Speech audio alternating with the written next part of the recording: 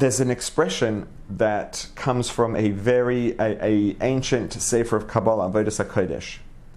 And it says that Kudsha Bricha Shleimusa Dekula. Hashem is absolute infinity. Right? When you say that something's infinite, it has no limit, there could be relative infinity, which means it's infinite relative compared to something else. Right? When it comes to numbers, for example, you can draw a graph mathematically. You can draw a graph that continues forever. It goes to infinity. So this graph, this line, is infinite. It doesn't stop. It goes past 1,000,000 and 1,000,000,000 and 1,000,000,000,000 and 1,000,000,000. It keeps going. It's infinite. It's infinite as far as numbers are concerned. But it's not a chair. It's not a tomato. Right? It's not absolutely infinite. It's infinite within the context of numbers. As far as numbers are concerned, it's an infinite number of numbers. It's infinite in size. But you can say that this is a graph that it depicts numbers. It doesn't depict things. It doesn't depict people. So that's relatively infinite. It's infinite relative to 100, relative to 1,000,000,000, relative to 1,000,000,000,000. But Hashem's not, when we say Hashem is infinite, it doesn't just mean He's bigger than everything else. Because bigger doesn't mean infinite. It could be still limited. Hashem isn't limited by anything. Right?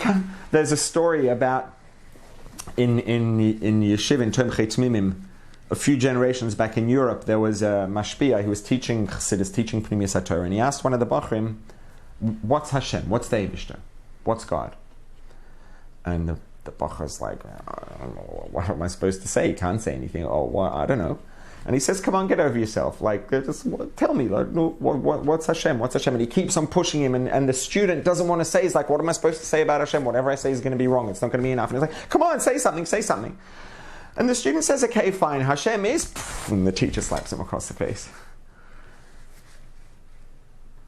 Point being, anything we say about Hashem is wrong. Because whatever we say, if you say something is big, that means it's not small. That's a limitation. You say it's infinite, that means it's not finite. It's unlimited, means it's not limited. Which means you're limiting it to being only unlimited and not being limited.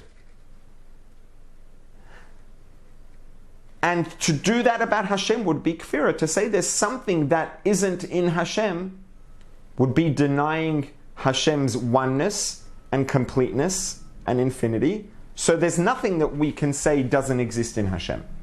And so what this sefer says, it says Hashem is shleimusa dekula. Hashem is absolutely complete and infinite.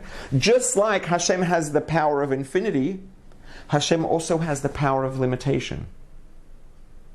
Because if Hashem could only be infinite but couldn't limit, then that would be a limitation. Hashem is only infinite but can't limit. So we start off with infinity. Hashem is infinity, effectively. But Hashem wants to have a world that's very limited and everything is finite and defined. So Hashem, the Creator, removes... Familiar with the word Tzimtzum? Heard of the word Tzimtzum? Tzimtzum is a Hebrew word which means contraction. Hashem contracted, which means it's like Hashem removed himself from space. Now obviously there's no place that Hashem is not present, but Hashem made it as though he's not there. Hashem's ability to limit created the possibility of a space in which it seems like Hashem is absent, in which Hashem's presence is concealed. It seems like Hashem's not there. And once it seems like Hashem's not there, now Hashem creates things that are limited. I mean, imagine that we would see Hashem, the infinity of the Creator. Everywhere we look, we'd see the infinity of the Creator. Our existence would basically be useless. There'd be no point.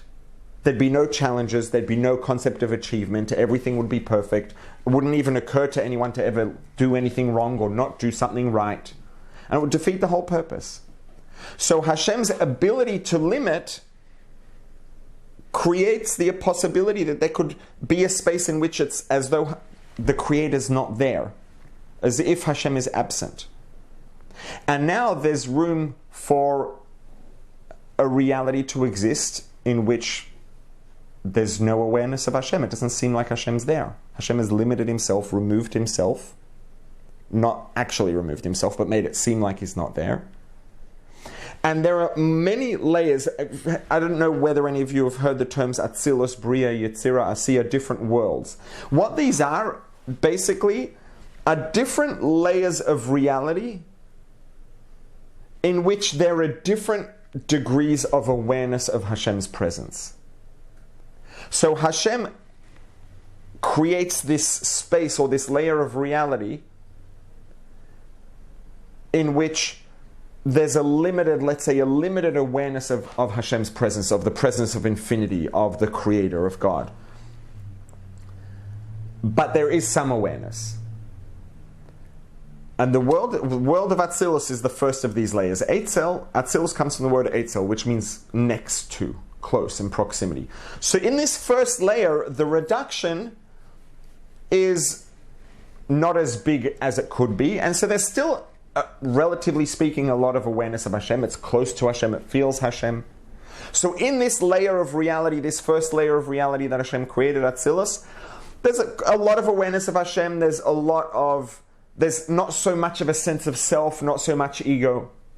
And then Hashem further reduces the awareness of his presence. And then there's a second layer of reality, which is called Bria, in which there's less awareness of Hashem and a greater sense of self, a greater ego. And then Hashem, and each of these is a whole reality.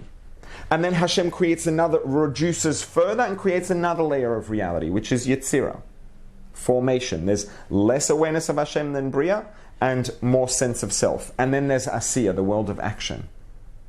And the whole reality that we know, physical space, physical time, the whole entirety of the universe that we think of when we say universe, all exists within the one lowest of these layers. Everything that we know is only one of these layers.